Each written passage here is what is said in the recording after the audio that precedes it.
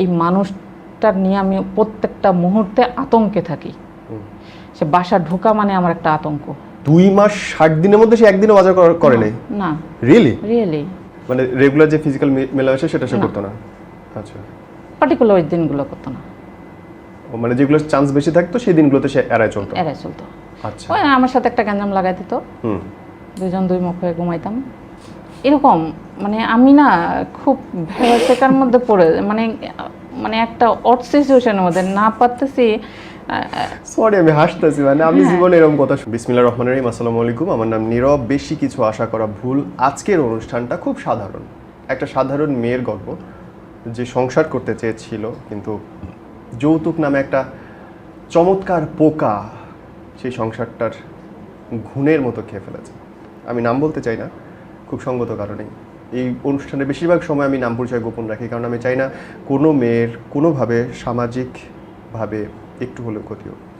আপা thank you, আপনি এসছেন। আমি আপনার কাছে বসে বসে গল্প শুনছিলাম এবং আপনি বলছিলেন যে ওই বিয়ের প্রথম দিন থেকে, অ্যাকচুয়ালি ঢাকায় আসার প্রথম দিন থেকে আপনার জীবনটা বদলে যেতে শুরু করে। আসলে কেমন ছিল বলেন আমাকে। ধন্যবাদ। আজকে এখানে এসে আজকে আমি কাঁদতে আসিনি, আমি প্রত্যেকটা মেয়েকে একটা সাহস দিতে আসছি। না কেঁদে নিজের একটা আইডেন্টিটি তৈরি করতে হবে। বাহ, খুব সুন্দর কথা বলছেন। তো আজকে কেউ কারো কান্না দেখে না। তো আমি যেটা বলতে আসছি, আমার বিয়ের আমি শুরু থেকেই শুরু করতে চাচ্ছি। পারিবারিকভাবে আমার বিয়েটা হয়, মানে প্রেমের বিয়ে না? না, সে যে আমার এক্স হাজব্যান্ড, সে আমাকে ঢাকাতে দেখার পর সে বাড়িতে চলে যায়।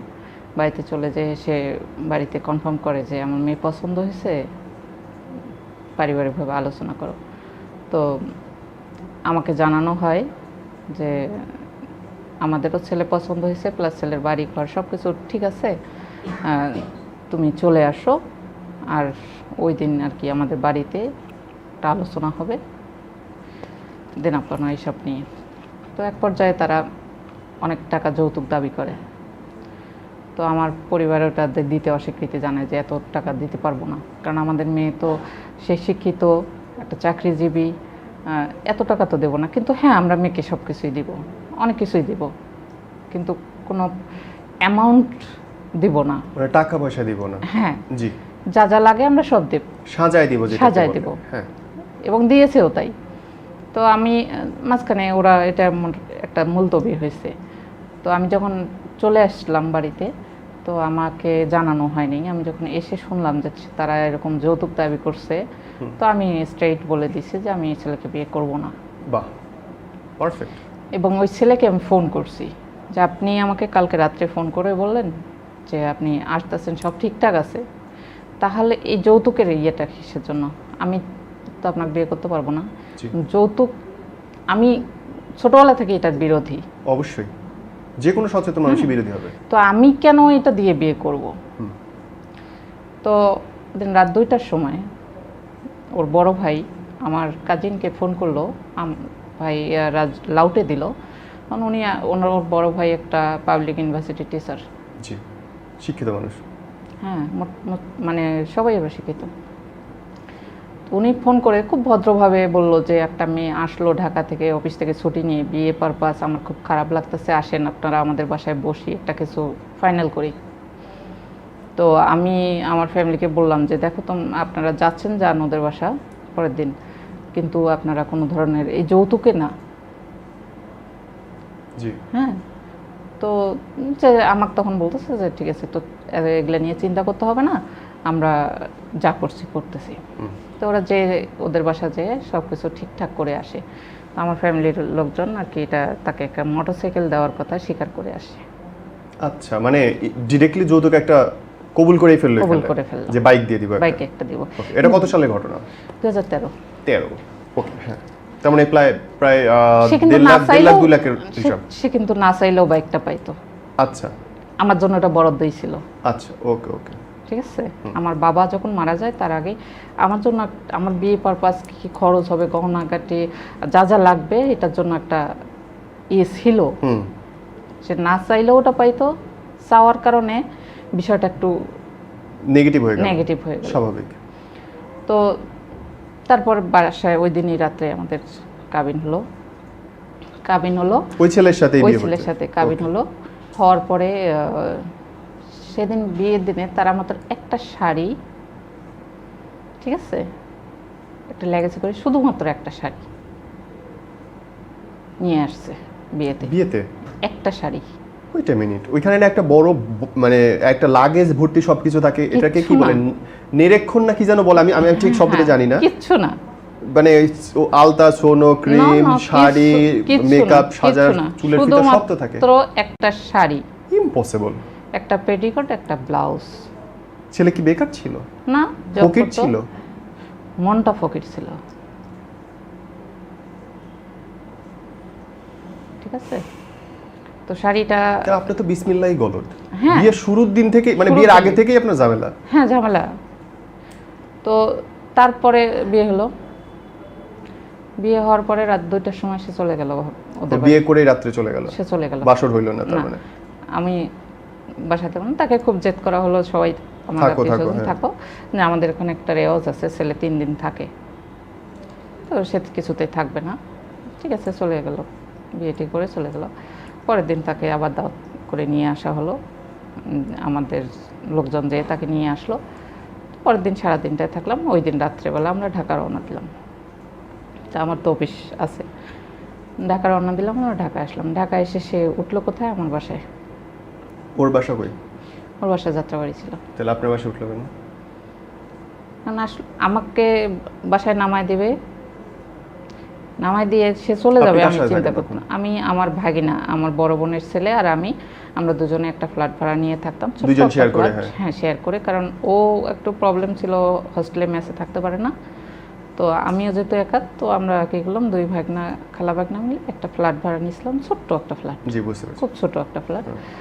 তো ওইটাতে আমরা দুজনেই থাকতাম। ওই মানে আপনার জামাই এসে ওই জায়গায় উঠলো, যেহেতু ভালোবাসার ক্ষেত্রে উঠতে পারে, যে ঠিক আছে, বউ, নতুন বউ, তার কাছে আমিও চিন্তা করলাম যে আসতে থাক, সমস্যা লজিক্যাল, যেহেতু আমার একটা ফ্ল্যাট, আমি তো তার, সে থাকতো মেসে, হ্যাঁ, মেসে নিয়ে তো আর বউ নিয়ে উঠতে পারে না, তো আমি এটা কোনো সমস্যা মনে করলাম না।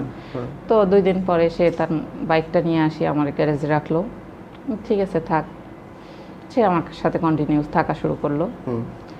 তার অফিসের টিফিন থেকে শুরু করে সব কিছু আমি দেওয়া শুরু করলাম। সুখের সংসার কয়েকদিন চলতেছে।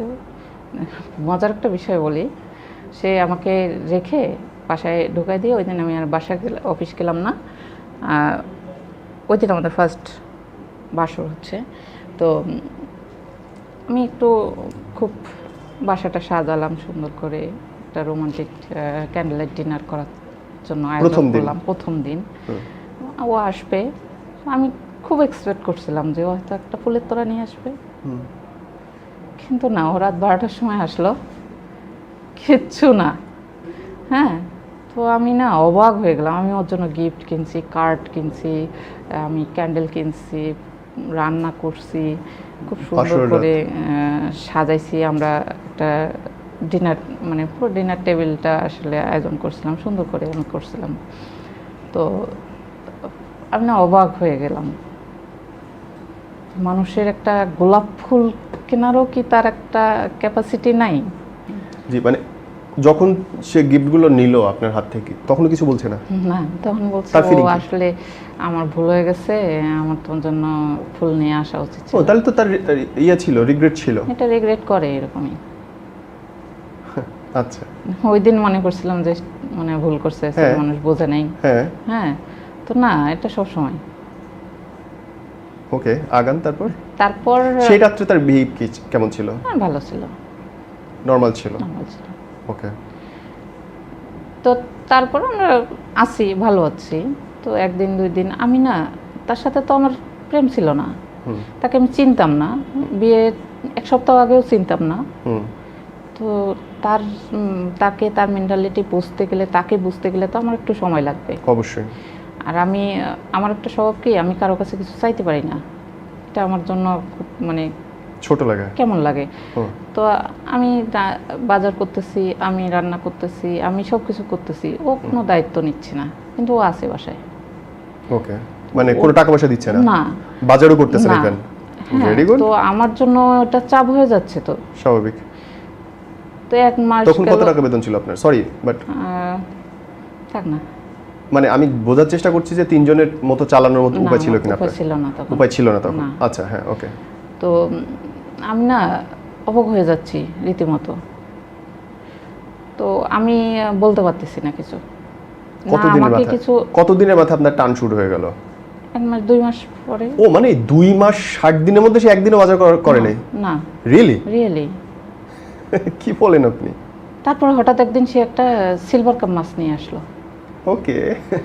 তো আমি যে হস্টেলে যখন ছিলাম তখন এই সিলভার কাপ মাছ খেতে খেতে এমন অবস্থা, আমি এখনো সিলভার কাপ মাছের নামটা শুনলে ভয় আমার লাগে। বমি লাগে। হ্যাঁ, হোস্টেল যারা থাকে আমরা সিলভার, আমি হোস্টেল ছিলাম, হ্যাঁ। সিলভার আর হচ্ছে ডাল, ডাল পাত্তা আর ডাল। ডিম।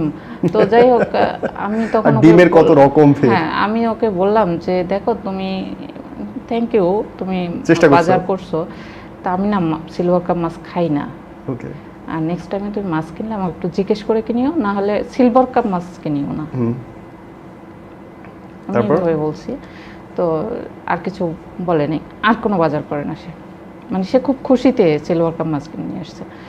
তো Sweet. আমার না খুব কেমন লাগছে জানি বিষয়টা।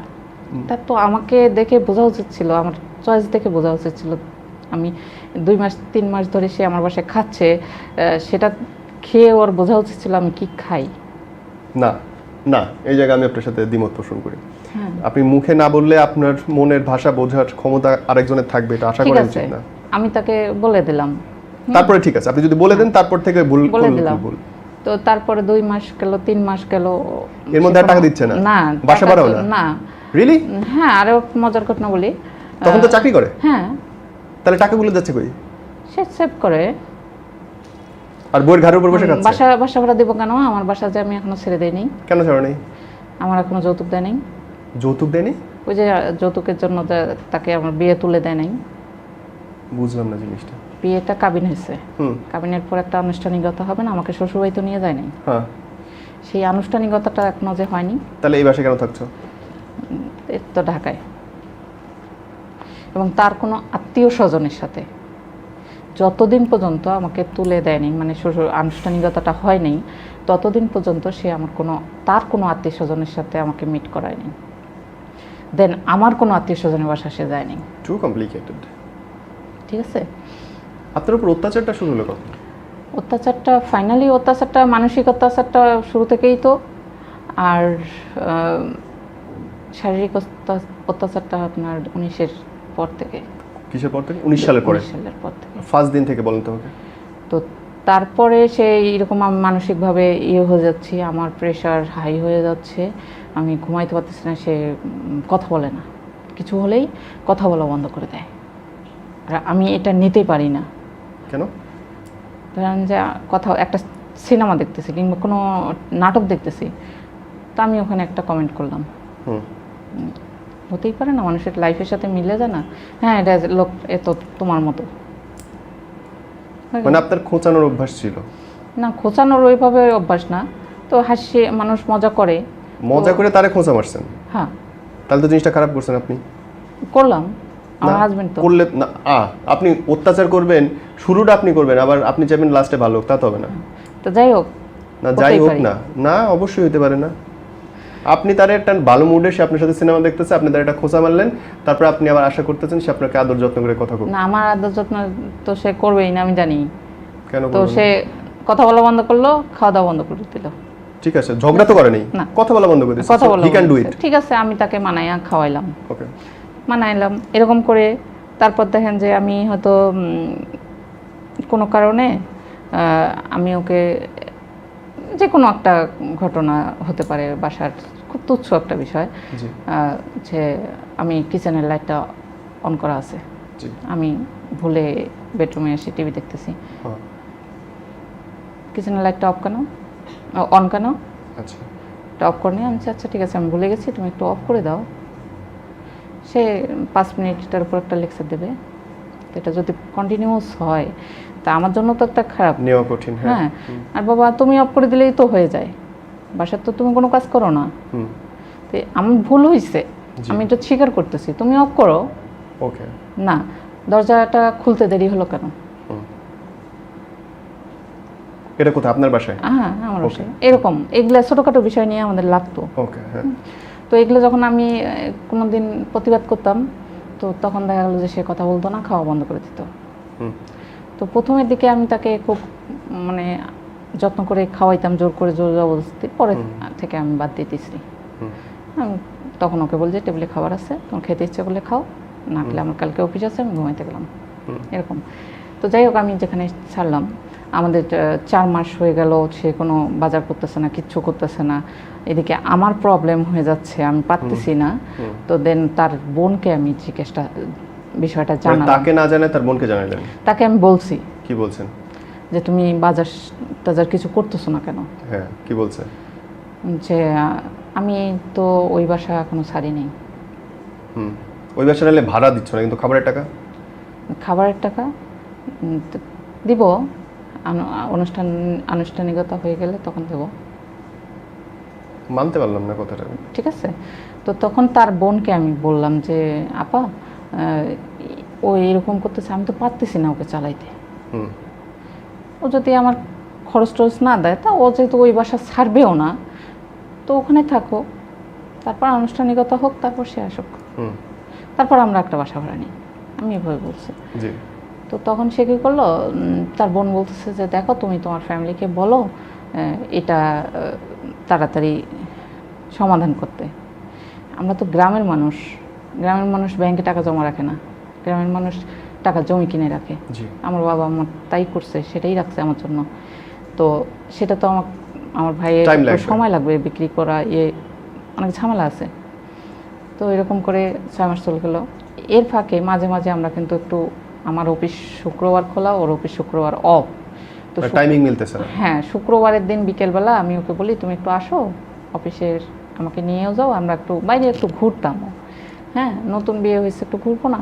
তো ঘুরতাম, তারপর রেস্টুরেন্টে যে খাইতাম। তো রেস্টুরেন্টে প্রথমের দিকে খাইতে গেলেই ও ঢুকলেই বিলটা তুমি দাও, এরকম। মানে আমি না খুব ভেড়ার মধ্যে পড়ে, মানে একটা অড সিচুয়েশনের মধ্যে না পারতেছি। সরি, আমি হাসতেছি, মানে আমি জীবনে এরকম কথা শুনি না হ্যাঁ, যে বোরে নিয়ে খায় বোরে বলতে আমাকে বলে বিলটা তুমি দাও। তো এরকম যখন 1 দিন 2 দিন 3 দিন 4 দিন এরকম হয়েছে, পরে থেকে আর আমি যাই না। হ্যাঁ, সরি রে বোন। তুমি যদি খাওয়াইতে না পারো তোমার বউকে একটু বিকেলবেলা স্ন্যাক্স তোমার সাথে তো রেস্টুরেন্টে বসার কোনো দরকার নাই, তোমাকে এত দেওয়ার দরকার নেই। তো আমি আর যেতাম না, পরে থেকে আমি একা একাই আসতাম, দরকার নেই আমার। এরপরে কি হতো, ও কী করলো, একদিন একটা ঘটনা, মজার ঘটনা বলি। আমি এটা করছি, ইচ্ছাকৃতভাবে করছি। নিউ মার্কেটে গেছি শপিং করতে দুজনে। তো সারাদিন ঘুরতেছি, খিদাও লাগছে। আমি ওকে বলতেছি চলো কিছু খাই, খিদা লাগছে। কয় আমার খিদা লাগেনি। Very good. তো আমি একটা শপে ঢুকছি, মানে ওই ফাঁকটা সে একা কি জানি খেয়ে আসছে। তো আমি তো বুঝতে পারি নাই, তো আমি ওর মুখের মধ্যে কিছু সম্ভবত সিঙ্গারা ট্যাঙ্গারা কিছু খাইছে। তো আমি ওর মুখের মধ্যে একটু লেগে আছে, তা আমি দেখে বুঝলাম, আমি আর কিছু বললাম না বলে আমি কি আমার খুব খিদা লাগছে, আমরা কিছু একটা খাই, বাসায় যে ভাত খাবো আমরা হালকা কিছু খাই। তো বলছে আমি খাবো না, তুমি খাও। ওকে, ঠিক আছে। তা আমি চলো, আমি কি একা একটা হোটেলের মধ্যে ঢুকবো?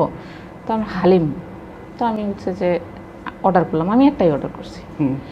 তো সেও আমার সাথে ঢুকে, তো দুজন যেহেতু একসাথে, ওরা 2টা বাটি হালিমে দিয়ে গেছে। ও খাইলো হালিম, আমিও খাইলাম। 50 টাকা দাম হালিমের নিউ মার্কেটে। তো আমি বের হয়ে আসি, আমি 50 টাকা দিয়ে চলে আসলাম। ওকে, আমি তো ওটা দেব না, আমি ইচ্ছাকৃতভাবে এটা করছি। বুঝতে পারছি। তারপরে তো সেটাতে সে খুব মাইন্ড করলো, আমি তার বিলটা দিলাম না কেন। এবং সেটা তার বোনকে বলছে, তার বোন আমাকে বলতেছে কেন দিব, বিলটা দেওয়ার দায়িত্বটা কি আমার? তার সব কিছু দেওয়ার দায়িত্ব তার মোজা থেকে শুরু করে তার টুপি পর্যন্ত আমি কিনে দেই। বাহ। না, জামাই ধরেন যে সারা জীবন বউরাই, মানে বউদেরকে জামাইরাই পালবে, তা কেন? বউরাও জামাইদেরকে পালবে। এখন পর্যন্ত কেন, আরো 5 বছর ওকে শার্ট আর প্যান্ট কিনতে হবে না। এত কাপড় কিনে দিয়েছেন? ইয়েস। শাবাশ। ঠিক আছে, শার্ট আর প্যান্ট কিনতে হবে না, আমি এটা লিখে দিতে পারবো। ভালো তো। ঠিক আছে। তার লুঙ্গি, আপনি অনেক যাবতীয় অনেক জিনিস। কিছু তার জন্য করছেন, এসব নিয়ে আমার কোনো আপত্তি নেই, এটা ভালো তো জিনিস। কিন্তু আমার লজিক আমার- হচ্ছে যতক্ষণ পর্যন্ত না সে আপনাকে ফিজিক্যালি টর্চার করতেছে ততক্ষণ পর্যন্ত সে অপরাধী না। হ্যাঁ, তারপরে সে ফার্স্ট আমাকে পয়লা বৈশাখ, আমার বিয়ের পরে পয়লা বৈশাখ প্রথম হচ্ছে, তখন পয়লা বৈশাখে আমার একটা শাড়ি কিনে দিছে। বাহ, রোমান্টিক। হ্যাঁ, শাড়ি কিনে দিছে। পয়লা বৈশাখের দিন আমরা একটু ঘুরছি, ভালো একটা মোডে ছিলাম, ওটা যেটা ভালোই বলতে হবে। ঘুরে টুরে আসছি। পয়লা বৈশাখের দিন সে আমাকে বাইরে একটু ফুচকা খাওয়াইছে, সেই খাওয়াইছে, আসছি। এরপরে শুরু হয়ে যাচ্ছে আস্তে আস্তে এরকম, সে টর্চারিংটা মানসিকভাবে বেশি করছে আমাকে। আর সে কী করলো, তখন তার বোনকে যখন ওই কথা বললাম, তখন সে তার বোন এখন কী করলো, ওকে বলছে, দুই ভাই বোনের কথা হচ্ছে, তো ওর বোন আমাকে বলছে তোমার ভাইকে বলো তাড়াতাড়ি তোমাদের আনুষ্ঠানিকতাটা করে ফেলি, জি, তা না হলে। আপনি ওই ওই জায়গাটায় আসেন আপা, আপনাকে প্রথম ফিজিক্যাল টর্চারটা কখন করলো? আচ্ছা, প্রথম ফিজিক্যাল টর্চার হলো 2020 সালের জানুয়ারি মাস। এদিকে এমনি অল্প করছে, জি। আর যেটা আমার ইনজুর হয়েছিলাম আমি। অল্প করছে মানে তার আগেও গায়ে হাত তুলছে? হ্যাঁ, বুঝতে পারলে, মানে আমি ভয় পেতাম, বুঝছেন, আমি জড়াইতাম না, কোনো তার সাথে তর্কে যাইতাম না, চাইতাম না, গেলে সে খুব অ্যাগ্রেসিভ হইতো, কোনো কিছু দিয়ে ঢিল মারতো, প্রায় সময় এটা কাজ করতো, যেটা সামনে থাকতো সেটা দিয়ে ঢিল মারতো, বুঝছেন। তো আমি তার অ্যাগ্রেসিভ ইয়েটা দেখছি জন্য আমি ইয়েতে যাইতাম না। লাস্ট মানে যেটা আমার ইনজুরি হয়েছে সেটা আপনাকে বলি, জানুয়ারি মাসের 24 তারিখ 2021-এর, সরি 2020-এর, ওই দিন বৃহস্পতিবার ছিল। রাতের বেলা মানে আমি অফিসে এসে আমাকে ফোন করে বলতেছে যে তুমি একটু অফিস থেকে নামো তো, 5:45 বাজে। জি। তা আমি যে তুমি 5 মিনিট ওয়েট করো, আমি একবারেই নামবো। আর অফিস থেকে এত মানে হুট করে নামা যায় না। ওর দিন রবিবার ছিল, সরি রবিবার না, ওই দিন বৃহস্পতিবার ছিল। আমাদের বস, যে সুপ্রিম বস, উনি আসে, উনি থাকলে ওভাবে আমি 6টার আগে নামতে পারি না। তো আমি বলছি যে তুমি একটু ওয়েট করো, আমি নামতেছি। তো বলছে ঠিক আছে, তাহলে আমি গুলশান থেকে ঘুরে আসতেছি। ওকে, আচ্ছা ঠিক আছে, গুলশান থেকে, ঠিক আছে তুমি গুলশান থেকে ঘুরে আসো, তাহলে আমি মেন রোডে দাঁড়াচ্ছি। তো মেন রোডে আমি যখন দাঁড়াইলাম সিগনালে, তো আমি ফোন দিচ্ছি, ফোন পিক করতেছে না। তো একটার পর একটা সিগনাল চলে যাচ্ছে, ও নাই। তারপর আমি বলছি যে তুমি কোন সিগনালটা, সেখানে তো অনেকগুলো বাইক দেখতেছি, এগুলোর মধ্যে আছো, যদি থেকে থাকো বলো, আমি তাহলে সামনে একটু আগাই। তো না, সে কী করলো, সে ব্যাংক থেকে 60,000 টাকা তুলছে। পরের দিন আমরা বাণিজ্য মেলায় যাব, ফ্রিজ কিনবো, ঠিক আছে, তো এই জন্য টাকাটা তুলছে সে। তো সেই টাকাটা সে নিয়ে ঘুরবে না, সে আমার কাছে দেবে, আমি বাসা নিয়ে আসবো। তো ঠিক আছে, সে কী করলো, অনেকক্ষণ আমাকে প্রায় 45 মিনিটের মতো ওখানে দাঁড় করে রাখলো। রাখার পরে সে আসলো, আসে কী করলো, মানে একদম রাগ একটা থাকে না, এরকম রাগের মধ্যে টাকাটা আমার কাছে মানে দিয়ে সে চলে গেল। সে তো দাঁড়াইতে পারতো, আমি তো সিগনালেই ছিলাম, সে পাশে দাঁড়ায় আমার হাতে দিয়ে সুন্দরভাবে দিত। তো ওর সাথে একটা মেয়েকে দেখছি আমি, জানি না কে। তা আমার ওটা নিয়েও কোনো মাথা ব্যথা নেই, অনেক সময় রাইড শেয়ারিংও করে, তো হতে পারে কেউ। তো আমি বাসায় এসে কিছু বললাম, সে আসলো রাত 1টার দিকে, 12:30 1টার দিকে বাসায় আসলো। আসার পরে সে কী করলো, আমি তাকে খেতে দিচ্ছি, সে যত রাতেই আসুক আমরা একসাথে খাই, আমি ওয়েট করি, কারণ দুটা মানুষ তো, আমার একা খেতে ভালো লাগে না, আমি ওয়েট করি, ও আসুক একসাথে খাই। যত রাতেই আমিও বসবো, ওকে খাইতে দিয়ে আমি বসতেছি, ওকে আগে দিয়ে আমি বসবো।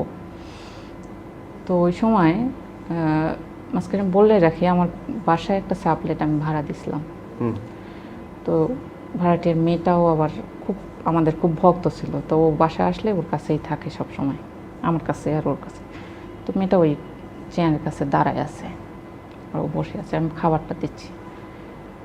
তো খাবার দিচ্ছি, তো বলতে পারে যে না এত দিও না, পরে নিচ্ছি, কত রকম কথা। তো সে ছিটাচ্ছে খাবারগুলো। তো আমি বলছি তোমার সমস্যাটা কি, তুমি এরকম করতেছো কেন? তো তখন সে একটা স্ল্যাক ল্যাঙ্গুয়েজ ইউজ করে বলতেছে তুই চুপ কর, কথা বলবি না। বলছি মানেটা কি? তুমি সেবারলে আমি রীতিমতো কয়েকদিন ধরে নোটিশ করতেছি তুমি আমার সাথে এইরকম আচরণ কেন করতেছো। তখন সে উঠে তার বসার চেয়ারটা নিয়ে আমাকে ঢিল মারতে যাবে। বাচ্চাটা কাছে ছিল, বাচ্চাটার মাথায় চেয়ারের পোড়াটা লাগলো, বাচ্চার মাথা ফুলে গেল, কেটে গেল। আর ওই চেয়ারটা ঢিল মারলো, আমি হাত দিয়ে আটকাইতে আমার হাতের মধ্যে এখানে ইনজুর হলো, এই হাতের মধ্যে ইনজুর হলো, এখানে ইনজুর হলো, বুঝছেন? তারপর যখন আমি ওটা আটকাইলাম, সে আবার এসে আমাকে দরজার মধ্যে আরেকটা চেয়ার নিয়ে সে আমাকে আবার আঘাত করলো। তো আমার শোল্ডারে লাগলো। আমি যাই হোক আমি হাত দিয়ে ঠেকাইছি জিনিসটা। তো এরকম সে আমার সাথে ধস্তাধস্তি শুরু হয়েছে। হওয়ার পরে আমি বলছি যে ঠিক আছে আমি আর থাকবো না এখানে, অত রাতে আমি যাবোটা কোথায়? তো আর রাতে অনেক কিছু হয়ে গেছে। হওয়ার পরে ওই 60,000 টাকা যে আমার কাছে ছিল, আমি দরজা বন্ধ করে ঘরের মধ্যে ছিলাম। তো ও দরজা মনে হচ্ছে ভেঙে ফেলতেছে। ওর ধারণা আমি যদি বের হয়ে যাই 60,000 টাকা যদি নিয়ে যাই। তারপর সে জোর জবরদস্তি করে আমার কাছে টাকাটা নিল। ঠিক আছে নাও, আমার ওটার কোনো প্রয়োজন নাই। তারপরে পরের দিন সারাদিন মানে পরের দিন আমার একটা প্রোগ্রাম ছিল, অফিসের প্রোগ্রাম, আমার বসের মেয়ের বার্থডে। সকাল থেকে চিন্তা করতেছে যাব কি যাব না। আমাদের ফ্যামিলি সহ ইনভাইটেড ছিলাম আমরা। তো সকাল থেকে আমি কিছু খাই নাই, কিছু করি নাই। আমি শেষের দিকে আসেন। হ্যাঁ, তো আমি তারপরও গেছি ওই প্রোগ্রামে, অ্যাটেন্ড করছি সন্ধ্যার দিকে। নিজেকে আর কি একটু রিফ্রেশ করার জন্য গেছিলাম। তারপরে এরকম একটা ঘটনা, আরেকটা ঘটনা বলি আপনাকে। আমার মা মারা গেল এই সেপ্টেম্বরের 2020-এর সেপ্টেম্বরে। তো সে কী করছে আপনার হলো যে আমরা একসাথে গেলাম। আর তার আগে বলে রাখি, বাসা ভাড়াটা কিন্তু পুরোটাই আমি দিতাম শুরু থেকে। মানে ওনার সাথে আপনার মূলত ঝগড়াটা হচ্ছে অর্থনৈতিক বিষয়গুলো নিয়ে। মানে সে আপনার দায়িত্বটা নিতে চাইতো না? কোনো দায়িত্বই নিত না। আমি জব করতাম বিধায় সমস্ত খরচ আমাকে বহন করতে হতো। বুঝতে পেরেছি। ইভেন আমার মানে একটা শখ করে কিছু একটা দেয় না দিক কিছু, আমার ভালো ব্যবহার তো করতে পারে, সেটাও করে নাই কখনো? না, সেটাও কখনো করে না। সো এই পুরো ঘটনার শেষটা হলো কখন? ডিভোর্স কখন দিলেন? ডিভোর্স এই যে আপনার এই আপনার হলো যে জুন মাসের 30 তারিখে। আচ্ছা, তারপরে কাবিনের টাকাটা দিয়েছে? ওকে। কেস কাবাডি করতে হয়েছে কোনো? আমি করছি। কিসের কেস? নারী নির্যাতনের। আপনি কি গায়ে হাত তোলার পরে করেছেন নাকি ডিভোর্সের জন্য করেছেন? আমার ঘটনাটা হলো, আমি এটা না বুঝলে কেন কেজে গেছি বলি আপনাকে। এটা আমার মা মারা যাওয়ার পর থেকে আমার সাথে অত্যাচারটা বেশি হয়েছে। তার লোভটা ছিল যে আমার বাবার জমি। আচ্ছা। আমার বিয়ের পর থেকে তার বাচ্চা নেওয়ার কোনো ইচ্ছা ছিল না। আচ্ছা। 5 বছর এভাবে কেটে গেল, সে কোনোভাবেই বাচ্চা নেবে না। তো আমি যখন রিকোয়েস্ট করতাম, সে যেভাবে হোক সেটা অ্যাভয়েড করতো, নেবে না বাচ্চা, এবং সে সেইভাবেই চলতো। তো একটা পর্যায়ে এসে আমি যখন খুব করলাম যে চলো আমরা ডাক্তারের কাছে, বাচ্চা আমি নিব, তো তখন সে আমাকে ডাক্তারের কাছে নিয়ে গেল। নিয়ে যাওয়ার পরে ডাক্তার কিছু টেস্ট দিল। টেস্ট দেওয়ার পরে আমার এটা সিস্ট একটা ধরা পড়ছিল। তো না, ইউট্রাসে। তো এটা তো সবসময় সব মেয়েরই থাকে, জেনারেল একটা এটা বিষয় না। ডাক্তার এটাকে কোনো বড় ইস্যু ধরে নেই। তো না ধরার কারণে, কিন্তু আমি তো জানি আমার বেবি কেন হচ্ছে না। কেন? ডাক্তার যে অ্যাডভাইস মতো চলতে পারে ও চলে না। মানে রেগুলার যে ফিজিক্যাল মেলামেশা সেটা সে করতো না? আচ্ছা। পার্টিকুলার ওই দিনগুলো করতো না। মানে যেগুলো চান্স বেশি থাকতো সেই দিনগুলোতে সে এড়ায় চলতো? আচ্ছা। ওই আমার সাথে একটা গ্যাঞ্জাম লাগাই দিত, দুজন দুই মুখ হয়ে ঘুমাইতাম, এরকম একটা বিষয়। তো এরকম চলতেছে, বাচ্চা হচ্ছে না। তারপর আমরা গেলাম ইন্ডিয়া 19-এ। আপনি বিশ্বাস করবেন কি না, আমি খুব মানে ওকে জোর জবরদস্তি করে আমি ইন্ডিয়া গেছি। ডাক্তার আমি খুঁজছি ইন্ডিয়াতে, ডাক্তারের সাথে আমি মিট করছি, ফোনে হোয়াটসঅ্যাপে তার সাথে যোগাযোগ করছি, উনি আমাকে ইনভাইটেশন পাঠাইছে, আমাকে বলছে তুমি আগে পাসপোর্ট করো। পাসপোর্ট নাই, আমি পাসপোর্টের টাকাটাও সে অর্ধেক দিছে, আমি অর্ধেক দিছি। তার পাসপোর্ট সে দিছে, আমার পাসপোর্ট আমি দিছি। তারপরে ভিসার টাকা আমি দিছে, সে দিছে, আমার ভিসার টাকা আমি দিছি। দিয়ে ইন্ডিয়া যখন আমি গেলাম, তো তার আগে আমরা কিন্তু বাংলাদেশে একটা অনেক বড় ডাক্তারের ট্রিটমেন্ট করছিলাম, তো সেখানে হরমোনাল কিছু ইনজেকশন দেওয়ার কারণে আমার টিউমারটা বড় হয়ে গেছে। আচ্ছা, মানে সিস্টটা টিউমারে ইয়ে হয়েছে, এটা আমি নিজের থেকেই বুঝতে পারছি যে এই ইনজেকশনটার কারণেই এটা হয়েছে। কারণ ডে টু ডে আমি রিপোর্টগুলো যখন মিলাইলাম, দেখেছি একটা সাইজটা বড় হয়ে গেছে। তো আমি তখন ইন্ডিয়া এলাম, ইন্ডিয়াতে যে ডাক্তার দেখালাম, তো ডাক্তার আমাকে বলল যে তোমার যে ট্রিটমেন্টেই করো, তোমার আগে টিউমারটা রিমুভ করতে হবে। টিউমারটা রিমুভ না করা পর্যন্ত তোমার কোনো ট্রিটমেন্ট করলে কোনো কাজে লাগবে না। তো আমি চিন্তা করলাম যে এটা তো আমার শরীরের একটা রোগ, তো আমি যেটা রিমুভ করি, এখানে বাংলাদেশে করি আর ইন্ডিয়ায় করি, যেখানেই করি একই কথা।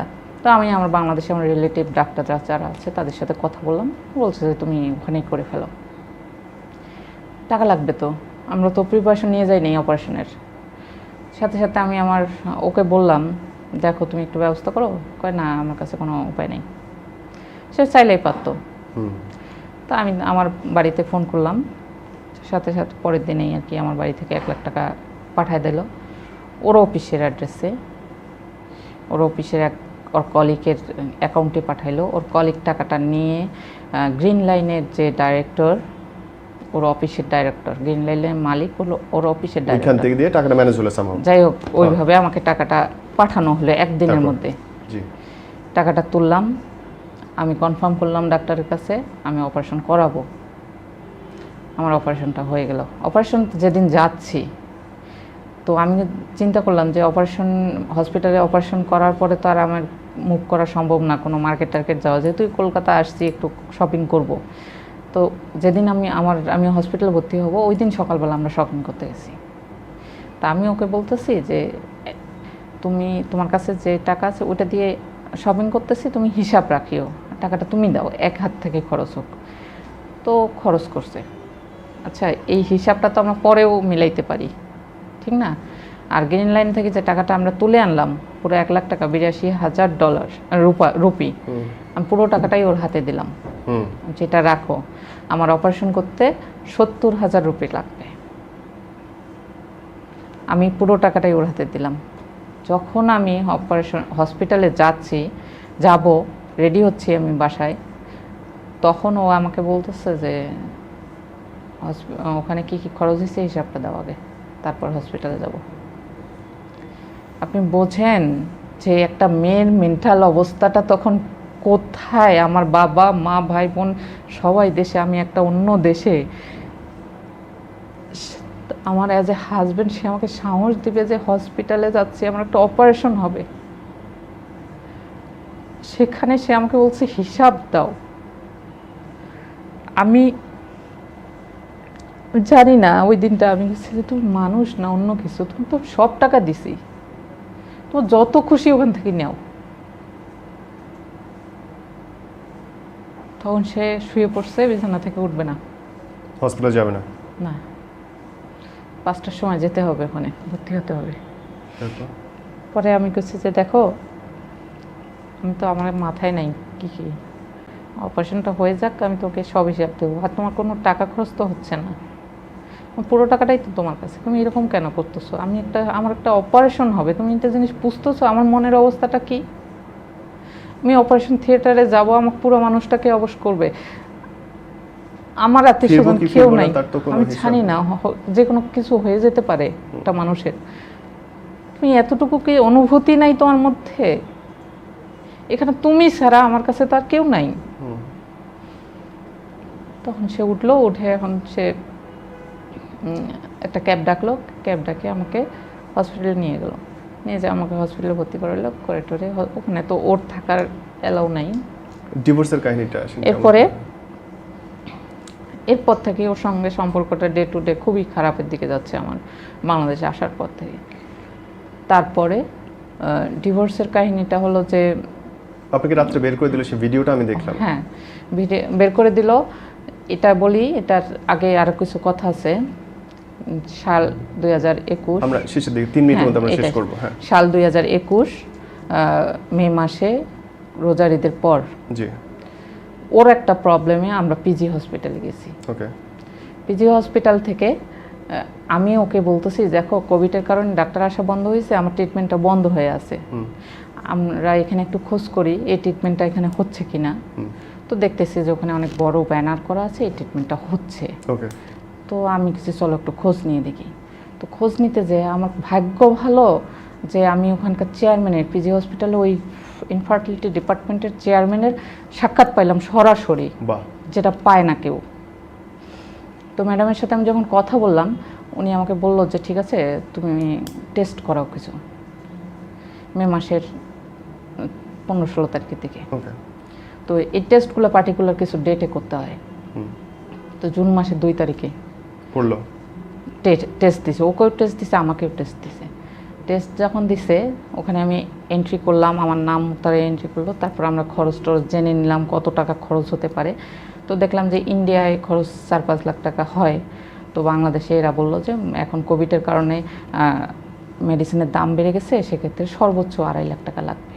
জি তা আমি দেখলাম যে একটা রিজনেবল, আর আমার আল্লাহ যদি আমাকে বেবি দেয় তা বাংলাদেশেই দিবে, ইনশাআল্লাহ, না দিলে কোথাও দিবে না, জি। এটা বিশ্বাস আমার ছিল, আর ওই ডাক্তারের উপর আমার ভরসা ছিল। তো আমার এখন আমি বললাম যে নাও আমরা ট্রিটমেন্টটা শুরু করি।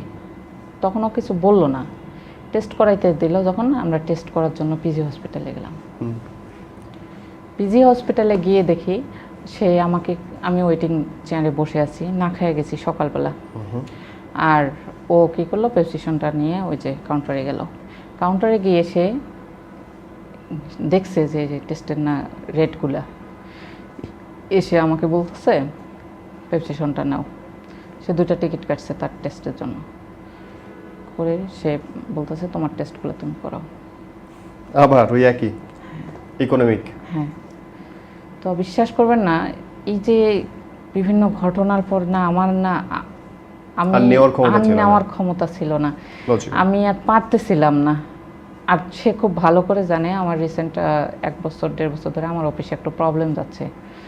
তো আমাদের অফিসে স্যালারিটা কন্টিনিউ হচ্ছে না, জি আমি এখনো 4 মাস ডিউ স্যালারি বেতন পান না, জি। পাবো না, মানে জমা হয়ে আছে ওখানে, দিচ্ছে না, প্রবলেম হচ্ছে, কিন্তু অফিস আমার ভালো। তো এটা তার বোঝা উচিত যে আমি কিভাবে সবসময় তাকে অর্থনীতিতে প্রত্যেক একরকম থাকেও মাসে না। দিতেছি জি। সাপোর্টটা, তারপরেও কি আমি আর কোথা থেকে দেব? মাসের 2 তারিখ আমি তো বেতন পাই নাই, কিন্তু তার বাসা ভাড়াটা আমি রেডি রাখছি। অফিস আপনারা থেকে কি তখন advance দুজন নতুন বাসায় থাকেন নাকি পুরনো বাসায়? নতুন বাসায় থাকি। আচ্ছা ওকে, হ্যাঁ আসেন শেষ করেন। এরপরে সে কি করলো, আমাকে আমি না ওখানে বসে থেকে 1.5 ঘন্টা পিজি হসপিটালের ওয়েটিং চেয়ারে বসে আছি, সে চলে গেল। 1.5 ঘন্টা বসে আমার মানে আমার পায়ের নিচে মাটি সরে যাচ্ছে, আমি কি করবো টাকা বুঝতেছি কোত্থেকে না। দিবেন? হ্যাঁ হ্যাঁ, কি করবো বুঝতেছি না। আমার বোনকে ফোন করলাম, আমার বোন বলতেছে ওখানে তুই টেস্ট না করে বের হবি না, কত টাকা লাগে আমি পাঠাচ্ছি। বাহ, তা আমি চাপা আমার কাছে 10,000 টাকা আছে, ওইটা দিয়ে টেস্ট কর। তারপর আমি টেস্ট করালাম। টেস্ট করার পরে ও আমাকে ফোন দিল, দিয়ে বলছে তুমি কোথায়, অফিসে গেছো না বাসায় গেছো? এটা জানার তোমার কোনো রাইটস নেই। ওকে। তারপর ওর ভাই আমাকে ফোন করলো, করে বলতেছে তুমি হসপিটালে? তা আমি জি জি। বলছে বাসা আসো, যে বাসা কাটাবো না। তো আমি বলছি ঠিক আছে আসতেছি। আমি কিছু বললাম না, আমি টেস্ট কমপ্লিট করে গেলাম ওদের বাসায়। তো ও আসলো, তারপর আমরা ওখানে কথা বলা শুরু করলাম। তো ওর ভাই মাঝখানে কথা বলতেছে, ওর পক্ষেও বলতেছে আমার পক্ষেও বলতেছে, মানে খুব ডিপ্লোম্যাটিক কথাবার্তা বলতেছে। লজিক্যাল, সে হ্যাঁ। কোন পক্ষে যায় দোষ নেবে না। না, উনি খুব লজিক্যাল, মানে আমি ওনাকে খুব শ্রদ্ধা করতাম।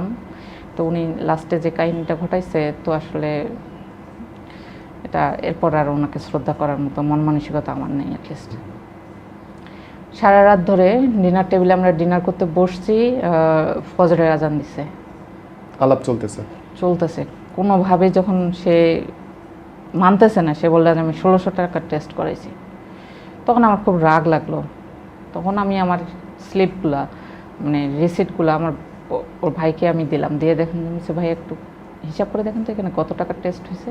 7,500 টাকার টেস্ট হয়েছে ওই দিন। আপনার ভাই কি একটা টাকা দিচ্ছে আমাকে এখানে?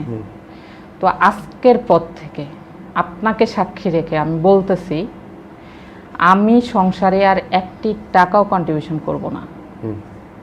এতে আমার সংসার থাকলে থাকবে, না থাকলে থাকবে না। আমি আর ওকে টলারেট করতে পারতেছি না। না তার কাছে আমি কিছু পাই, না ভালো ব্যবহার পাই, না কোনো কিছু পাই না।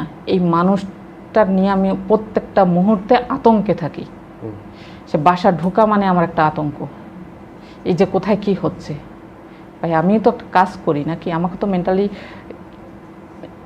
থাকতে হয়। আপনি জানেন না 2018 সালে আমার 180/120 প্রেশার নিয়ে আমি অফিস করতাম।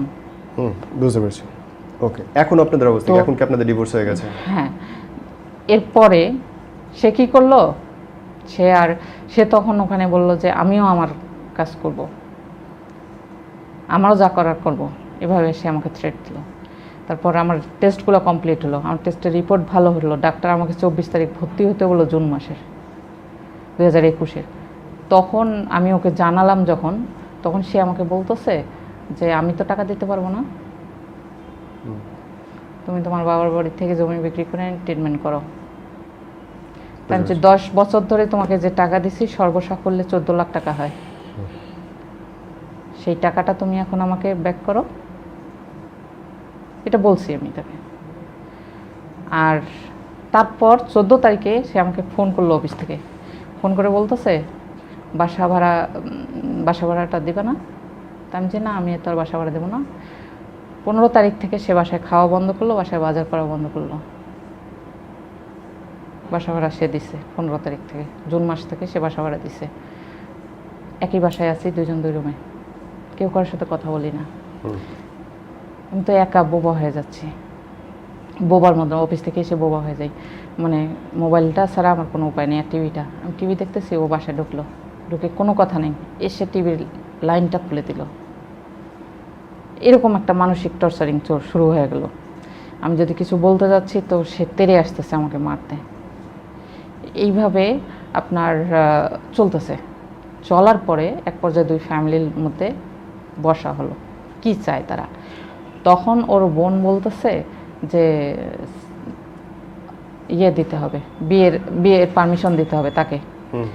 আর ওর ভাই বলতেছে যে শর্ত দিল আমাকে, আমি যদি চাকরি করি সংসারে কন্ট্রিবিউশন করতে হবে, না হলে আমাকে বিয়ে করার পারমিশন দিতে হবে, আর না হলে আমার চাকরি করতে পারবো না।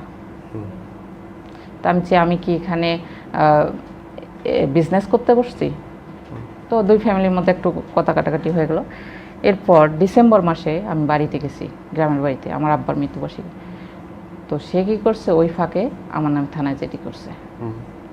থানায় জিডি করছে, লিখছে যে আমি আমার ওয়াইফের কাছে বিবাহ বিচ্ছেদ চাচ্ছি, দীর্ঘদিন আমাদের বাচ্চা কাচ্চা নাই, এই কারণে আমি বিবাহ বিচ্ছেদ চাচ্ছি, আরেকটা বিবাহ বিচ্ছেদ চাচ্ছি, এটা বলছে বিবাহ বিচ্ছেদ চাচ্ছি, কিন্তু সে বিবাহ বিচ্ছেদ করতে চাচ্ছে না। তো এটার জন্য সে আমার নামে জিডি করছে। পুলিশ আমাকে ফোন করছে। তো আমি যখন আমি ঠিক আছে, আমি ঢাকা এসে আপনার সাথে যোগাযোগ করব। আমি ঢাকা এসে পুলিশের সাথে যোগাযোগ করলাম। তো পুলিশ আমাকে বলতেছে যে আমি যে দেখি জিডিতে কী লিখছে, উনি আমাকে জিডি দেখায় না। তারপরে বলতেছে যে আপনারা এটা মীমাংসা করেন। আমি যে ভাই আমি তো সংসারই করতে চাই, আমি তো ডিভোর্স করতে চাই না, তো মীমাংসা কীভাবে করব? 2 ফ্যামিলির লোকজন আসলো, আমি কি করলাম, একটা লয়ার নিয়ে গেছি। যখন লয়ার নিয়ে গেছি তখন আর ওরা কথা বলে না, ওখানে কোনো সমস্যার সমাধান। আপনি লয়ার নিয়ে গেছেন কেন? লয়ার নিয়ে গেছি কারণ হচ্ছে যে পুলিশ যেহেতু ডাকছে, আর পুলিশের অ্যাটিটিউডটা আমার কাছে ভালো লাগেনি। আচ্ছা, আমার তো রাইট আছে ওই জিডিটা দেখার। অবশ্যই, জি। যখন সে আমাকে দেখালো না, তখন আমাকে লয়ার নিয়ে যেতে হবে। হ্যাঁ, বুঝতে পারছি। তারপরে শেষ কর আমাদের। এরপরে আমি বলতেছি, এরপরে কি হলো, চলতেছে, ওই বাসাতেই থাকলাম। থাকার পরে যেদিন সে আমাকে বাসা থেকে এরকম বের করে দিল, বাড়িওয়ালা বলছে আপনার যুদ্ধের জন্য পুলিশ আসতেছে, এটা বাড়িওয়ালার বলতেই পারে, আপনার বাসা ছেড়ে দেন। তো বাসা ছেড়ে দিলাম, এখন আমি কোথায় যাব? সে বাসা ছেড়ে দিল। বাসা কিন্তু অ্যাডভান্স আমার টাকা দেওয়া, সে বাসা ছেড়ে দিল। সে কোথায় বাসা নিছে আমাকে বলে না। তো আমিও তখন একটা বাসা খুঁজে, শর্ট টাইমে বাসা খুঁজে বাসা নিলাম। তো মার্চ মাসের 26 তারিখ, 26শে মার্চ আমি বাসার কিছু জিনিসপত্র সরানোর জন্য ইয়ে করলাম। তখন সে আমাকে একটা জিনিসও বের করতে দিবে না বাসা থেকে। তো খুব গ্যাঞ্জাম হলো। আমি 999-এ ফোন করলাম, পুলিশ আসলো। পুলিশ আসার পরে আমার কাপড় চোপড় এসব দিচ্ছে, কিন্তু আমি বলে রাখি আমার বাসায় সোফা, মানে 2টা খাট, তারপর আপনার আলমারি, সব কিছু এগুলো আমার বাবার বাড়ির দেয়া, বাবার বাড়ি থেকে দেয়া। আর আমরা কম্বাইন কিছু সংসার করা অবস্থায় কিনছি, যেসব জিনিস কিনছি, আমার সেলাই মেশিন, ডাইনিং টেবিলের চেয়ার 4টা, টিভি, ফ্রিজ, ওয়াশিং মেশিন, এসব দুজনের টাকায় কেনা। এগুলো জিনিস সে আমাকে একটাও দিবে না। ওকে। আমি খুব রিকোয়েস্ট করছি তাকে যে ফ্রিজটা আমাকে দিয়ে দাও, কারণ আমার এর আগে ফ্রিজটা বিক্রি করে এই ফ্রিজটা কেনা হয়েছে। সামনে রোজা, হ্যাঁ, আমি কিভাবে চলবো? তো না, সে কিছুতেই একটা চেয়ারও আমাকে দিবে না। ওকে। তারপর আমি যখন পুলিশ ডাকলাম, তখন পুলিশ যখন আসলো বাসায়, যে কোনো জিনিসে যখন আমাকে বের করতাম, রাতের বেলা ওর ভাই আসলো 10টার দিকে, এসে কথাবার্তা হচ্ছে, ওরা কোনো জিনিসেই দিবে না আমাকে। তারপরে সে বলতেছে ঠিক আছে, খাটটা, আলমারিটা, এগুলা জিনিস, এগুলো তো আমার বাবার বাড়ি থেকে দেয়া, এগুলা দিবে, কিন্তু আর কিছু দেবে না সে। তখন পুলিশ আর কি বিষয়টা ইয়ে করে ওয়াশিং মেশিনটা সে আমাকে নিয়ে দিয়ে তখন যখন পুলিশ সেটা বললো যে না, ওয়াশিং মেশিন, যে কোনো দামি জিনিসের মধ্যে একটা জিনিস তাকে দেন আপনি, হয় ফ্রিজ দেন, নাহলে ওয়াশিং মেশিন দেন। তখন ওয়াশিং মেশিনটা যখন সে রাজি হলো পুলিশের ধমকানিতে, তখন তার ভাই বলতেছে তাহলে আজকে রাতে সব জিনিস বের করে দাও। লজিক্যাল। একদম লজিক্যাল কথা। তাহলে তো আবার যাবেন আপনি আনতে? না, রাত 12টার সময় সে কি করলো, সবগুলা জিনিস সে বের করে দিল। বাসাটা কিন্তু আমার নামে নেওয়া, কাগজ কলমে কার নামে নেওয়া? আমার নামে। তাহলে আপনারা বের করে কেমন? আপনি উল্টা বের করতে পারেন। আমি একা মানুষ, আমার একটা মানুষ, ওখানে আমি কি করব? পুলিশকে দেখিয়েছিলেন ডিড? না, আমাদের বাসাটা ওভাবে ডিড করা হয়নি, টাকাটা আমি দিছি আর কি। না, তাহলে তো ডিড করা না থাকলে আপনার হয় না। কাগজ না থাকলে আপনি দাবি করেন কেমনে? মিথ্যা বলতে পারেন, sorry but this is true. হ্যাঁ, বলতে পারি এটা, কিন্তু আমি আপনি দিয়েছেন, আমি মেনে নিলাম, কিন্তু যেহেতু কাগজ নাই, সো এটা বলা যাবে না। কারণ এখন বাড়িওয়ালাগুলো ওভাবে আসলে ডিড করে না, প্রত্যেক বাড়িওয়ালা ডিড করতে পারে না। ওই বাসাগুলো আসলে অত ওরকম অ্যাপার্টমেন্ট নয় তো। এনিও শেষ করেন আপনি, 1 মিনিটের মধ্যে। তারপরে তারা কি করলো, রাত 12টার সময় এগুলা সব বের করে দিল, জিনিসপত্রগুলো দিয়ে সে বাসায় তালা লাগে, সেও বের হয়ে চলে গেল। ওকে। তারপরে আর পুলিশ তখন আমাকে আমার বোনের বাসায় রেখে আসলো, জিনিসগুলো ওখানেই ছিল। পরের দিন আমি তখন আমার বাসায় আর কি জিনিসগুলো নিয়ে গেছি। এরপরে আমার ফ্যামিলি বলতেছে যে ওর একটা শাস্তি হওয়া দরকার, ওর তোর সাথে এরকম নির্যাতন দিনের পর একদিন না, 10টা বছর আমি নির্যাতিতা। তো আমি পুলিশও আমাকে পরামর্শটা দিছে, তো আমি এটা করছি। তারপরে তার নামে কেস করছি। আমার লজিক হচ্ছে বোন, এই শেষে আসা কেন, শুরুতেই না কেন? যখন আপনার সঙ্গে তার সম্পর্কটা ছিন্ন হলো, তখন আপনি তার বিরুদ্ধে খেপে গেলেন, আর এর আগে যতদিন ধরে নির্যাতন করতেছে একবারও কথা বললেন না, এটা কেন? আমি আরো একবার তাকে, কোভিডের মধ্যে খুব অত্যাচার করছিলাম আমার উপর। হ্যাঁ, তাহলে কোভিডের মধ্যে কেন কেস করলেন? আমি কেস না, আমি 999-এ ফোন দিয়ে পুলিশও আসছিল। তারপর আবার ঠিক মেনে গেল। তারপর আবার এটা মনে করেন যে মানে একটা বাংলাদেশের, আমরা তো দেখেন যে একটা সমাজে বাস করি, এই যে জিনিসগুলা আসলে নেওয়া যায় না অনেক কিছু। আপনি এন্ড অফ দ্য ডেতে ডিভোর্স করছেনই, তাইলে এই যে 7-8 বছর ধরে আপনার সঙ্গে অত্যাচার হচ্ছে, তখন আপনার নারী নির্যাতনের কেস করার মনে হলো না? ডিভোর্স হওয়ার পরে কি আপনি নারী নির্যাতনের কেস করলেন? ডিভোর্স হওয়ার পর করিনি, ডিভোর্স হওয়ার আগে। ওই আর কি, যখন ডিসিশন নিলেন ডিভোর্স করবে, তারপরে মনে হলো লোকটার শাস্তি দেই, তার আগ পর্যন্ত মনে হলো না? মনে যে হয় নাই তা না, আসলে সাহস পাই নাই আর কি। আচ্ছা, ঠিক আছে। আপনার যেহেতু আপনার জায়গায় আমি নাই, সো আমি জিনিসটা ফিল করব না, কিন্তু আমি বলি যে কথাটা আপনি শুরু থেকে বলছিলেন আপা, যে আপনি চোখের জল ফেলতে আসেননি, আপনি মেয়েদেরকে নিজের আইডেন্টিটির কথা বলতে এসেছেন, সেই কথাটাই শেষ কথা হোক। এই জন্যই তো আমি এটা, আমার তখন জিত একটা চাপলো যে একদিনের জন্য হলেও ওকে আমি জেল খাটাবো। এবং আমি আজ অবধি আমি কারো মুখাপেক্ষী হই নাই। এই যে লড়াইটা করছি, এটা তো সংক্ষিপ্তভাবে আপনাকে বলছি, ডিটেলটা আমি ভোগ করছি। হ্যাঁ, আমার সাথে যারা ছিল, আমাকে দেখছে যারা, তারা আমাকে ফিল করছে। এবং ওখানে লয়ারও বলতেছে যে এই মানুষটার সাথে আপনি কীভাবে 10 বছর থাকছেন, সম্ভব না। জি। জজ সাহেব আমাকে বলতেছে যে 3 মাস সময় দিলাম, আপনারা 3 মাস সংসারটা আবার করেন, চেষ্টা করেন। আমি সেখানেও রাজি হয়েছি। সে বিভিন্ন সময় কিল করলো, সময় কিল করে সেটা জজ সাহেব আমাকে বলতেছে যে 3 মাস, আমি 3 মাস পর যদি সে আবার আমার সাথে এরকম করে, তখন তার শাস্তি ভয়ঙ্কর হবে। অবশ্যই।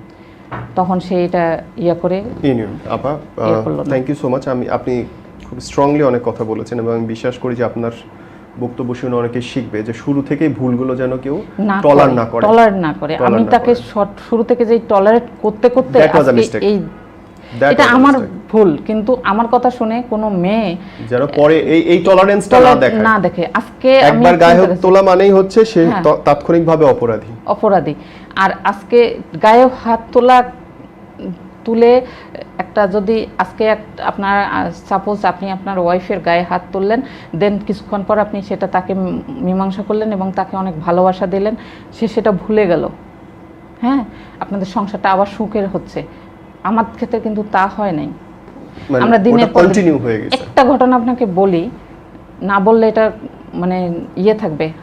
কোভিডের সময় আমার অফিস খোলা ছিল, সে আমাকে অফিস পর্যন্ত না, অর্ধেক রাস্তা পর্যন্ত দিয়ে আসতো।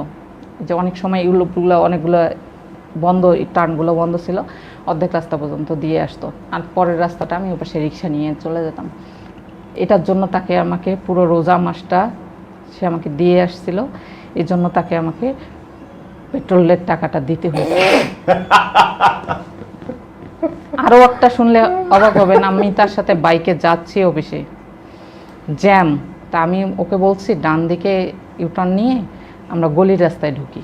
আমি জানি না গলির রাস্তার মুখে ট্রাফিক ছিল, মানে সার্জন ছিল।